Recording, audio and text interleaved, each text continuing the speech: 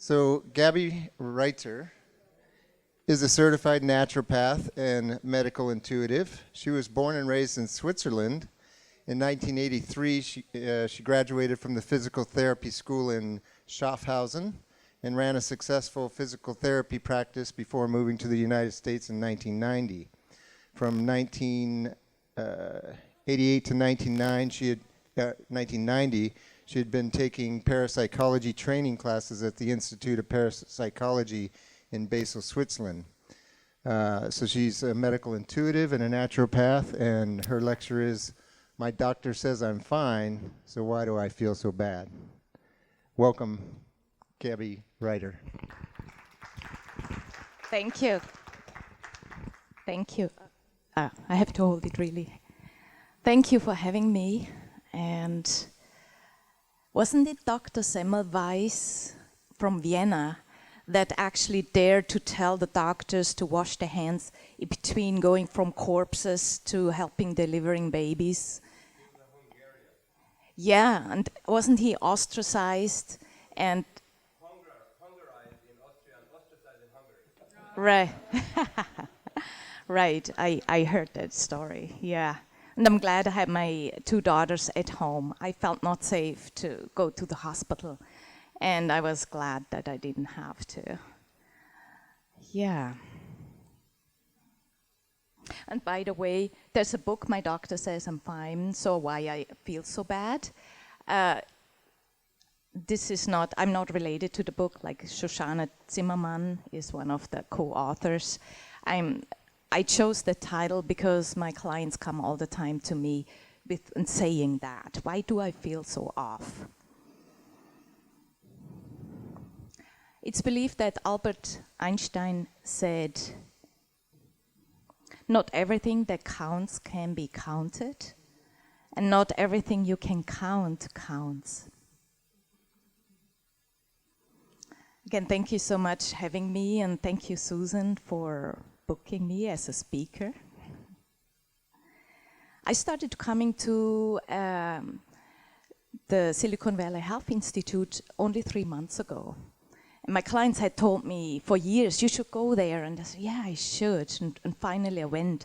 And there was this great speaker, Dana Ullman, and master homeopath, I would say. And thanks to him, this connection, I was able to get a hold on Ebola virus nosodes, and that was really helpful feeling to be prepared just in case it would come to the West Coast, which didn't, as far as I know, and so I'm glad about that. And then after, when I was there, I was surprised after the talk. I really felt I had met my kindred spirit people, like the healers. And I was surprised, I didn't expect that, and that's why I came back. And I wonder today too, who in the audience is a sort of holistic practitioner or holistic doctor? Who is? Yeah. And who appreciates that natural healing approaches that holistic practitioners and doctors are available that provide natural healing approaches? Yeah, definitely. I want to tell a little bit my own personal story.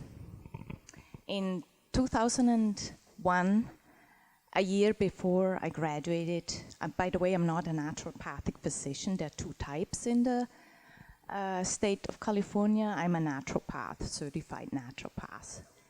You put the ND, I just want to correct that. And that's fine. And so a year before I graduated, I got separated from my husband, and the mediator said I was a stay-home mom, and the mediator said I should get a job. And I got a job at Apple Health Foods in Redwood City, and that was really lucky. I've been studying naturopathy for 3 years, and I was surrounded by all these products for hours, and the hours were flexible, and so I could take care of my two daughters that were 10 and 7 years old at that time. And even then, how that is, customers would come in, and I would secretly test and see, they come in and say, I have pain. Do you have any natural pain reliever? And I would secretly test which one matches him best. And then recommend the one that was the best energy match. And that worked really well for them. And I was also lucky that in the store I had a coworker who was also able to test and match energy signatures of products with the ones of the customers. And so when she would help a customer, I kind of would watch and see, let's see what I would get. And then see what she would come up with and recommend. And often 4 out of 5 times, we would get exactly out of maybe 10, 20 choices, I would have chosen the same product for the customer. And that helped me a lot to gain confidence in my testing, in my assessment, matching the different energy signature of the person and natural remedies. And actually what happens is that over time people would actually stay in line, like 4 people would wait to talk to me because they knew that I could match them up with the most effective natural remedies. And I had graduated, so this is how I actually built my private practice, and that was from home first. I liked it a lot, but since 2012 I have an official office, Veterans Boulevard, Redwood City. And I like to be a naturopath, but also I got the calling a few years ago that I want to teach this medical intuition. Over the years, seeing clients all the time, I developed my own approach, and I wanted to pass it on. And August, a year ago, I realized I want to teach at that level that I'm at, to practitioners, so they get faster results with their clients. And often people come to me, like also from other naturopaths, because I am a medical intuitive. And so I started to teach a program so they can be as successful as I am. And currently, I'm teaching a short program, 4-week program, and a long 6 months program. So my intention today is to show you, and not case studies, because I don't have enough time, but one case study to show you what I'm looking at, my assessment basically, and also what I do about that. And my intention is then also to show you the nuggets of what you can do. You will see what blocks a person from getting better, or what different causes made the person ill, develop symptoms.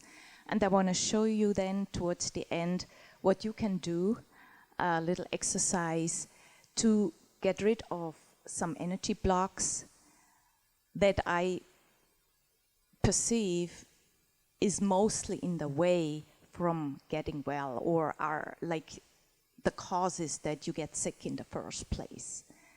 And you will see.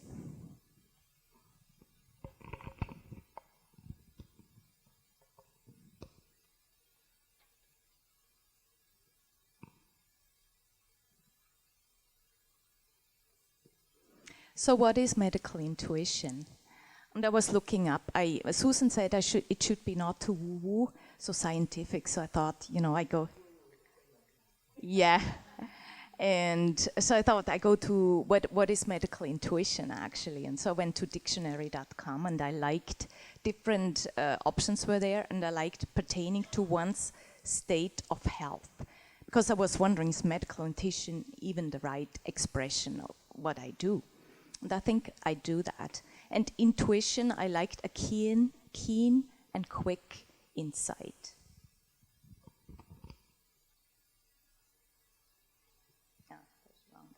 Sorry.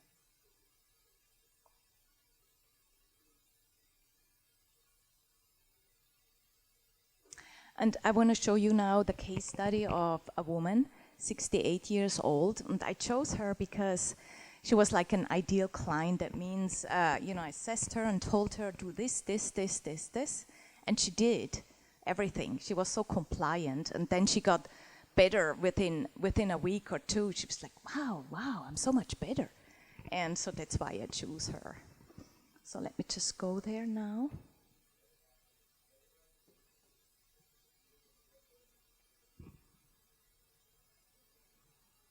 And I should not be in that mode. It's too small so you can see. So she came to me. Oh, here I wrote 67. Sorry. In the other place I wrote 68. She's 67 or 8 years old. She works like 8 hours per week as a property manager. That was in September 10th. Her concern, she came to me and said she was tired a lot. She is on thyroid medication, but her TSH was really nicely low.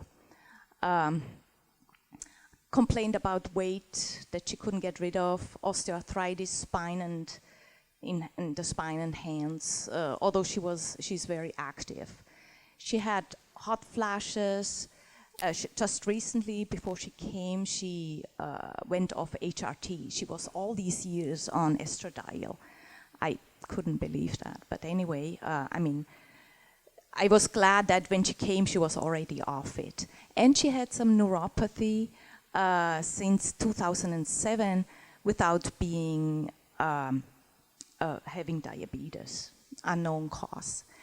And so as you see, the top part of the assessment is, before the table starts, is all different causes that can cause disease in organ systems or tissues. First thing I saw is hydration is a 3. Although she drinks, I don't know, my assessment goes, what do you drink? And people that drink only tap water, the quality of hydration looks often like a 3. And I can do that. But she was drinking mostly green tea and reverse osmosis water. What I then do is, immediately when somebody has, although they drink good kinds of water, I look at the kidney energy. I wanted to explain, when I assess people, for me it's like I'm aware, I look like at the shadow, at the energy reflection that's like the shadow of my hand, of different organ systems. And I know the hand is not my hand, but I know you can see very well that, if the thumb is up or not, and the thumb is a little fat, and the fingers are straight or not, or bent, you can see quite a bit of things that are not necessarily visible in a blood test or in any other test. That's why it's useful to look at energy reflections of organ systems. And as you see about, try to scroll.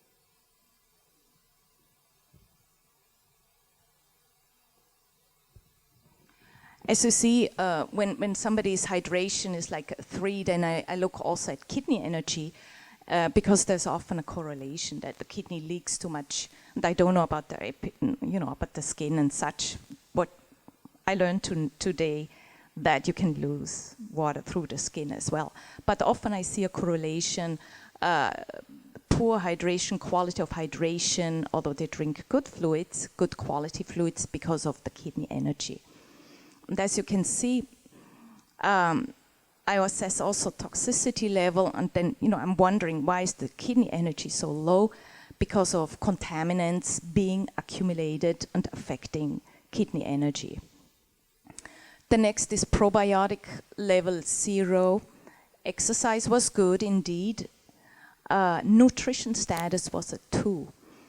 Again, then I look if there's any food allergy going on that makes the nutrition status a 2. And I saw to the right, you can see, I saw then she indeed had actually rice allergy. And I had her stay away from rice for several months. And then the nutrition status without the rice, it has, it's a 7. Oh yeah, I forgot to mention something. The way I assess things is between 0 and 9.9, being really good, and 0 and negative 9.9. And organ systems can go in the negative range, and she doesn't have that due to contaminants or autoimmunity. And so you see these numbers, it's all, nothing is perfectly good at 10 or negative 10. So that's how you can read these numbers. Nutrition status can be poor because of food allergy, which she had, or because her digestive output is not effective, which she had too. It was only a 3 because of the small intestine was a 3 and pancreas. Energy was a 5. Then her immune system looked pretty good. I looked at pathogen, active or dormant, and for me a confirmation was that I didn't see any, that her immune system looked good, a 7 out of 9.9 or 10. Soul, I look at soul presence in the body. This may be a little woo-woo, but I look at that not out of religious reasons, but because soul essence carries divine high frequency. And people that like meditate or do some yoga and consciously become present in the body, I think they're healthier and it makes you calmer, feel grounded. That's why I always look at soul presence in people's body and show them an exercise, how consciously to pull that in. And I'm going to lead you through that exercise towards the end. Stress, -4. From my experience over the past 12 years of my practice, I test everybody what's their stress level. And I found -3 was a normal modern life stress level. I haven't actually gotten on the TV and looked.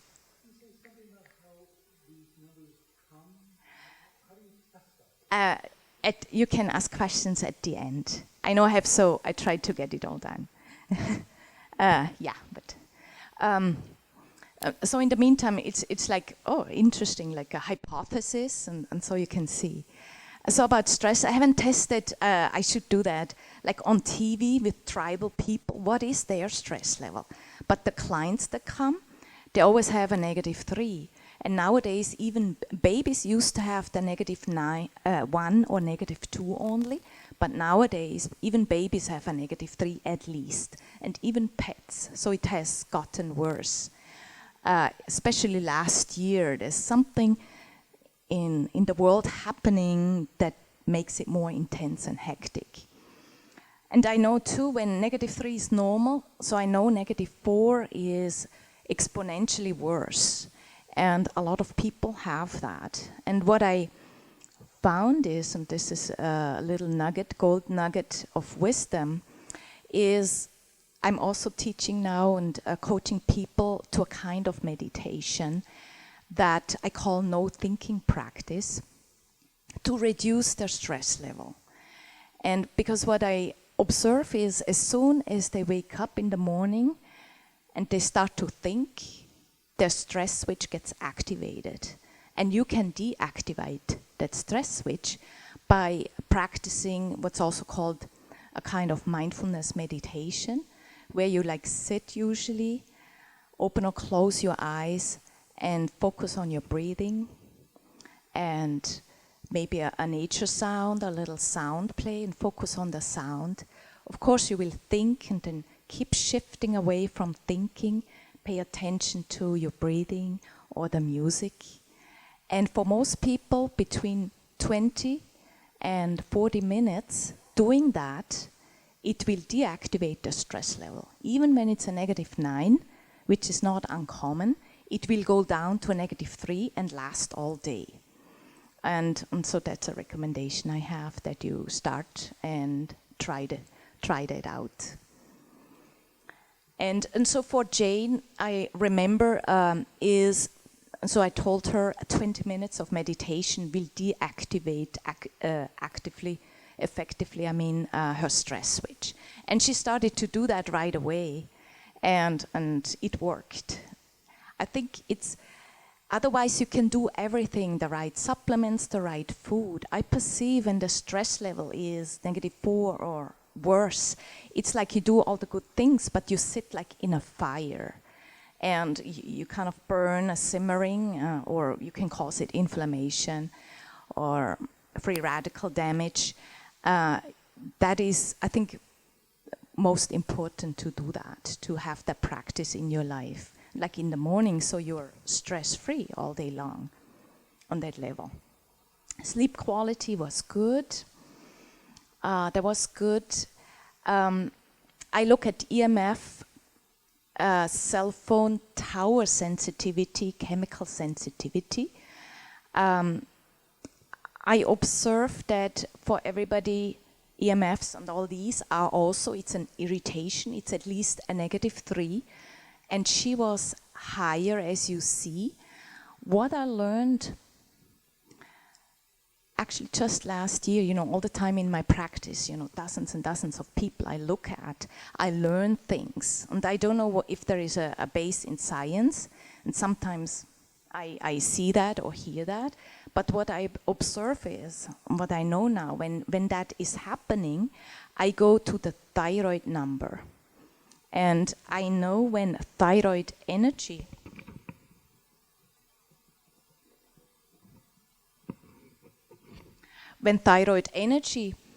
is low or mediocre, for me,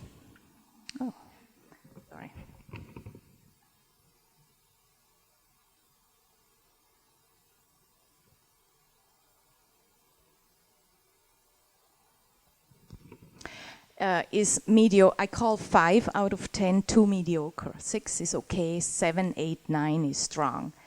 And you know, and then I can assess, and that confirms then that for me. So in my approach with her, that was a main focus, to bring that level up, because I knew when this is higher, a 7, these will go down to a -3, which is a normal irritation level. She had mold dust sensitivity, pollen, -4, and often her immune system was strong, so I don't blame the immune system for that. But again, when thyroid energy is mediocre or weak, it gives rise, I see, often to food allergies or mold dust and pollen sensitivity as well. Then I also look at pure energetic blocks, which is can be past stress, family stress, cords, other people's cords, and other people's negative emotions that people can be stuck with. Who knows, is familiar with the term of cords, energy cords, and that you're supposed to cut them. Yeah, so some people, not too woo-woo. Yeah,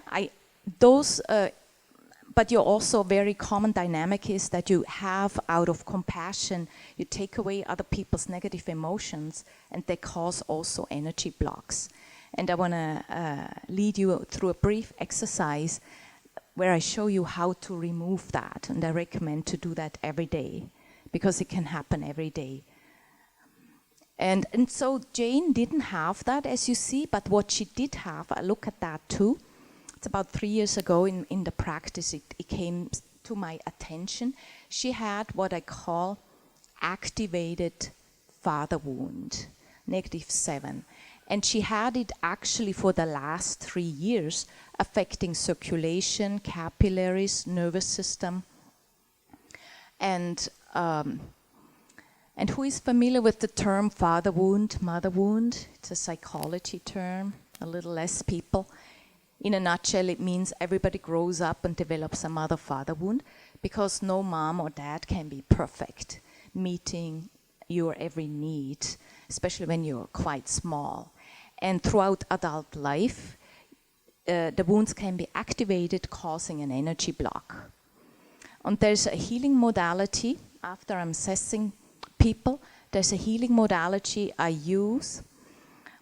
that I use to align you regarding your mother-father wound.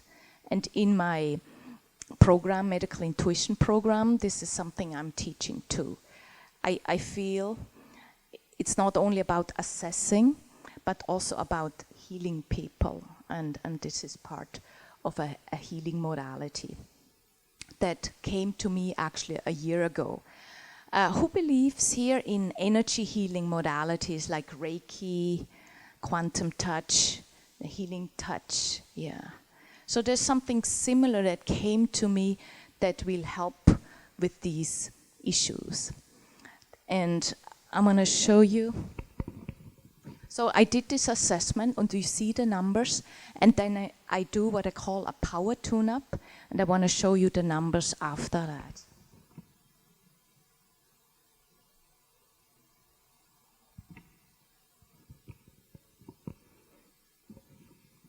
And you can see after the power tune-up, the nutrition status went from a 2 to a 7 because with this power tune-up I can also remove toxicity, and I'm teaching that too. On an energy level it's instant, and on a physical level it will take several days to go out, and her toxicity level went from a -9 to a -3. And a few days later, she can call me, and I finish doing that. That's how I do that in my practice. But you see, because of that, and because of father wound, she got aligned regarding her father wound, so there was no more block. The numbers went up. And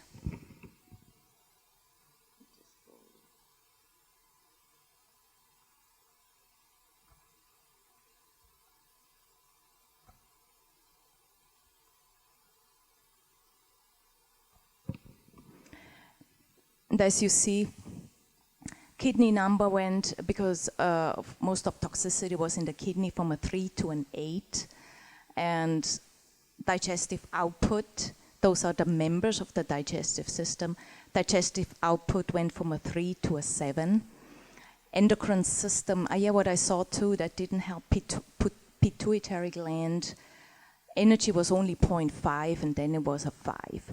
But thyroid still was a 5.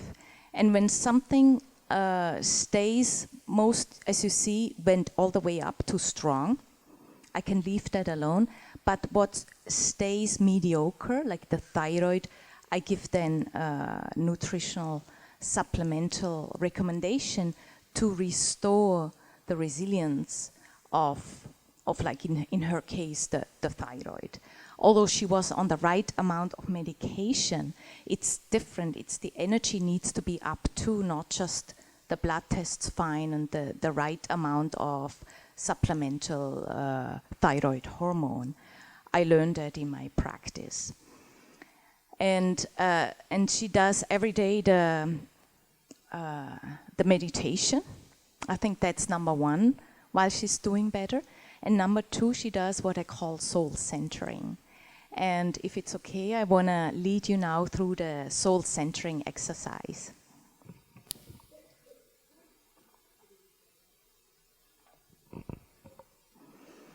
And for that, yes, you can sit, maybe put the paper on the ground. And you take a deep breath and let go of tension. Then put your hands for a moment in like a namaste position, and to ground yourself, kind of bend down and say, thank you, Earth, for nature, for your love and support. And in response, see like from the center of the Earth, light beams coming up and connect with your feet.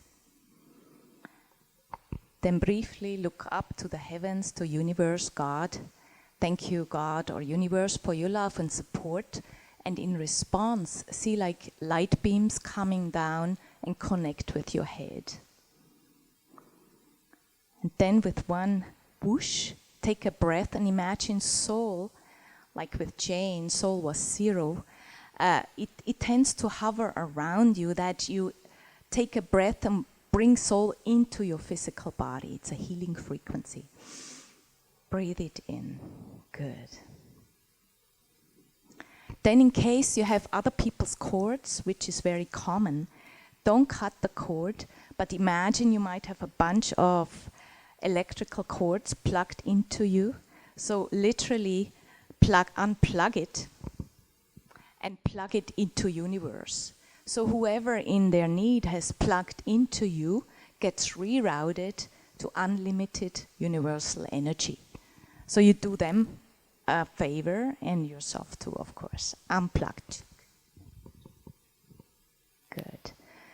Now other people's negative emotions, they're like little birds that you take care of. In your compassion, you took it from other people, but they cause energy blocks. And when an energy block lasts for days and weeks and months, then it will cause symptoms over time.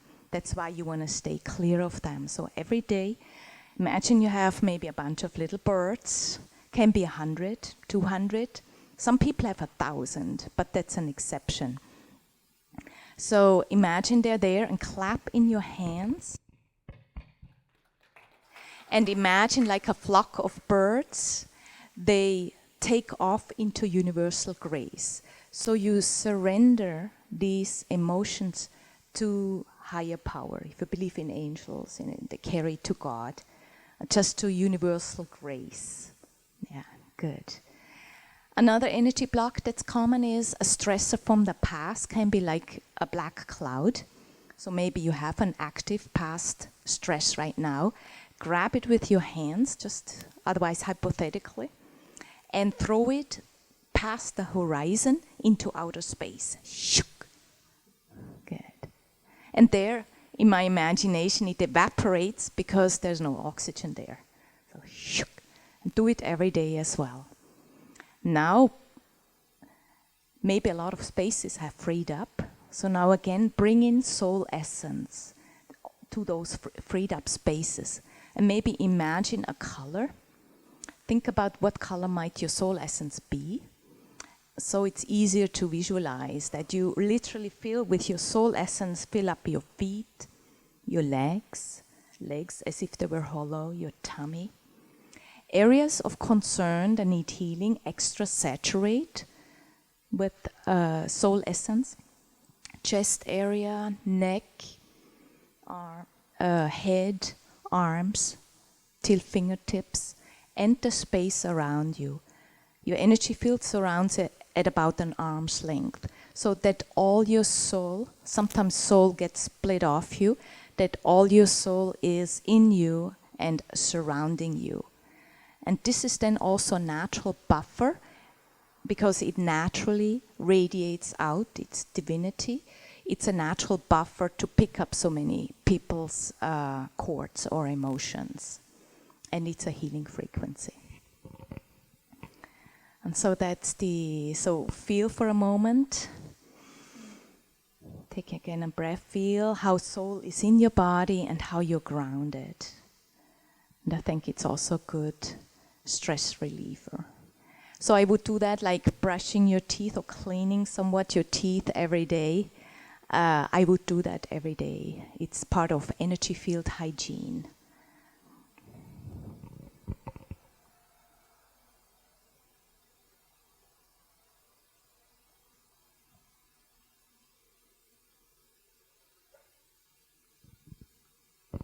Here is the thing where I showed, I'm testing between 0 and 10 or 9.9.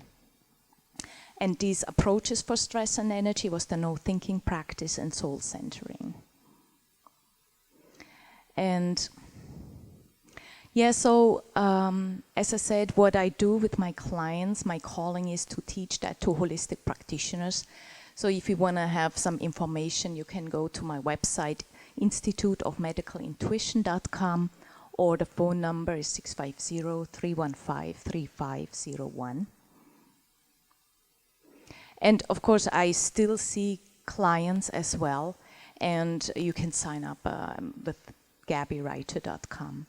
And if some of you would like the soul centering printout that I could email to you, I have here a list where you can put your name and email, and I'm happy to send it to you. And so that's that.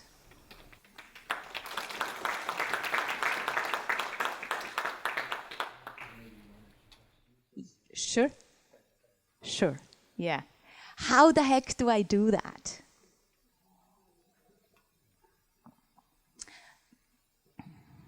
I do use a form of muscle testing, and I wonder what practitioners here or who uses muscle testing. Right, I had actually learned applied kinesiology back in Germany because an American chiropractor came to Germany to teach applied kinesiology, or touch for health actually. And it is derived from that. I use the O-ring test, and I'm teaching the practitioners, I teach the O-ring test. And I know, having used it a lot, that it's often used not reliably. And part of my teaching is how to make sure that they calibrate them, people calibrate themselves consistently, to always double check, are they still in balance? Is the yes strong, the no weak? And this is what I do. That's how I assess. And not only yes, no, but how strong is it? You know, the organ system, is it at least 1, 2, 3, 4, 5, 6, 7, 8, 9, 10? That's how I do it. And I also learned myself that there's different energy circuits. So I learned pretty fast that I can, because sometimes people would get not better and I couldn't see anything with like this. But then I realized, but I saw it in the little finger with the pinky and the thumb and this energy circuit. So I started to test with all fingers and both hands, because certain things would be hidden on the left side, right side or left side. Yeah. Any other questions? Yeah, we need to wrap up because we need to be out of here at 10 o'clock sharp. So just a quick announcement. Actually, let's thank Gabie and Dr. T for their information.